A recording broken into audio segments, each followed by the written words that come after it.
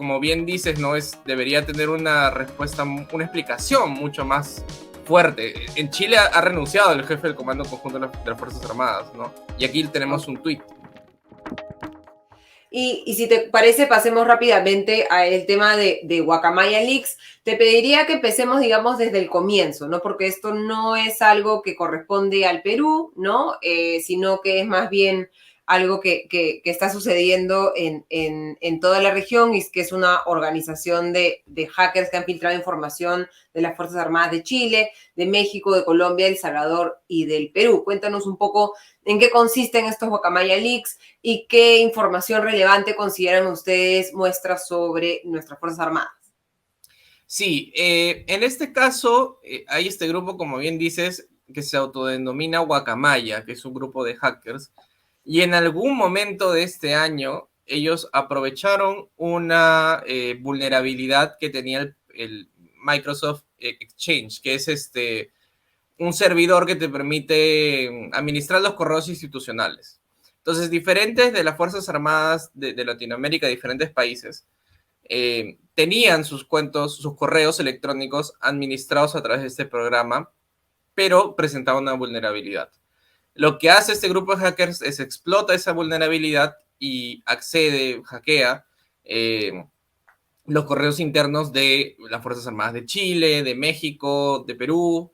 Se sabe que de Colombia y El Salvador, pero no ha habido hasta ahora ninguna revelación relacionada, ¿no?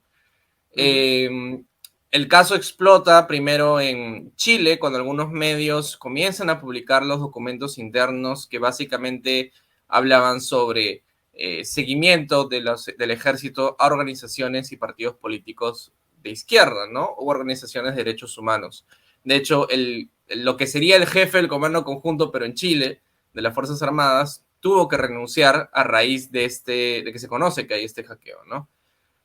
Y el caso más fuerte le sigue en México. Ellos ingresan a la Sedena, que son estos organismos de castrenses de México, y acceden a información también similar, ¿no? Por un lado, el seguimiento a ciertas políticos, a ciertas organizaciones de derechos humanos, incluso la cantante Mon Laferte, y también revelan la salud, el estado de salud grave que tiene el presidente López Obrador de México y que él no había reconocido de manera pública.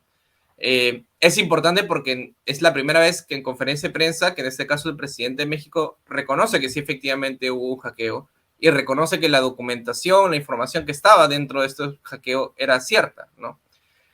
Y finalmente llegamos a Perú, ¿no? En Perú, con la encerrona, publicamos la semana pasada información que daba cuenta de una práctica que parece sistemática entre las Fuerzas Armadas de nuestra región, ¿no?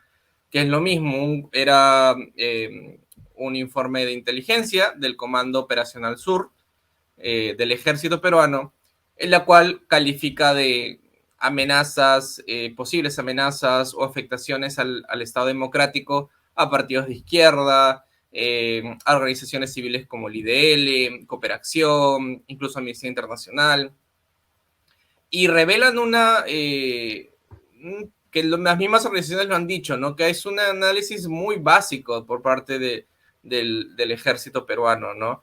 Por ejemplo, como mencionan, que es algo que ya se repite en otras instituciones también, mencionan como organismo de fachada de Sendero Luminoso a Patria Roja o al Frente Amplio, ¿no? Y eso es casi de una ignorancia histórica, porque Patria Roja, así como partidos como el APRA, han sido enemigos de Sendero Luminoso, sus militantes han sido asesinados por Sendero Luminoso.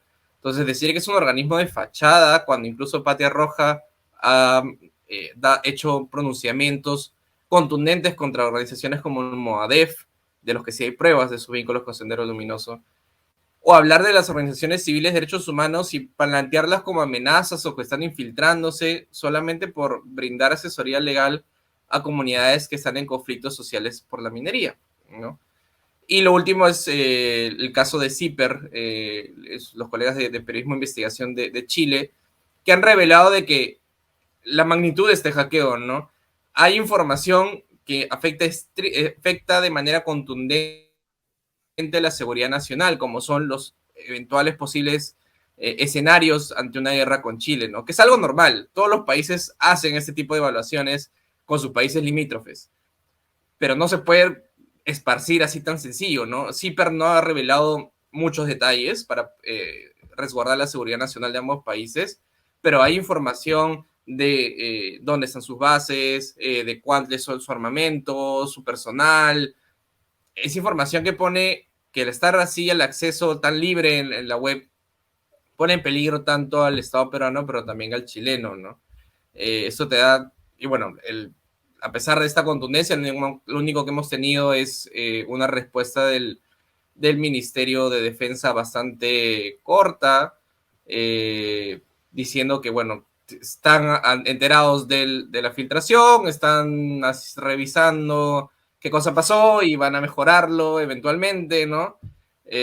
Pero no ha habido más, ¿no? Y sí se merecería una respuesta mucho más fuerte por parte del Ministerio de Defensa, ¿no?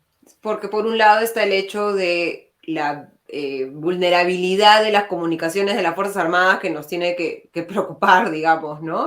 Porque son los responsables de la seguridad nacional. Y por otro lado, que parece que su trabajo de inteligencia pareciera que es así un poco como Mr. Magoo, ¿no? A ver, hay alguien ahí, a ver, ha hablado de derechos humanos, a ver, lo sigo, y no una labor, creo, más sofisticada que se debería hacer para efectivamente cumplir esa misión que creo que sí necesitamos como países de evitar que podamos repetir escenarios del pasado como Sendero Luminoso, ¿no? Sí, exactamente. Y de hecho los documentos muestran de que el ejército sabía de esta vulnerabilidad desde agosto del año pasado. Primero se les avisa el gobierno americano a través de uno de sus departamentos, le avisan de que, oye, mira, este programa de Microsoft tiene una vulnerabilidad, actualiza el sistema con un parche que te ha presentado el propio Microsoft. Y en abril de este año, si no me equivoco, no sé si recuerdas que hubo los Conti Leaks, que fue hackeo, pero más bien a la DIGIMIN, a la Dirección General de Inteligencia del Ministerio del Interior, y una de las unidades del ejército hace una evaluación, ¿no? ¿Qué pasó en los Conti? Ah, pasó esto. ¿Hay algo similar en nuestro sistema? Sí, sí hay algo similar, y hay unas vulneraciones que se pueden resolver simplemente instalando un parche. ¿Lo hicieron? Parece que no, y si lo hicieron fue quizás demasiado tarde. Entonces es bastante preocupante que la seguridad nacional dependa de si uno o dos funcionarios tenían que hacer clic a una actualización, ¿no? Por eso es que, como bien dices, ¿no? Debería tener una respuesta, una explicación mucho más fuerte. En Chile ha renunciado el jefe del Comando Conjunto de las Fuerzas Armadas, ¿no? Y aquí tenemos un tuit.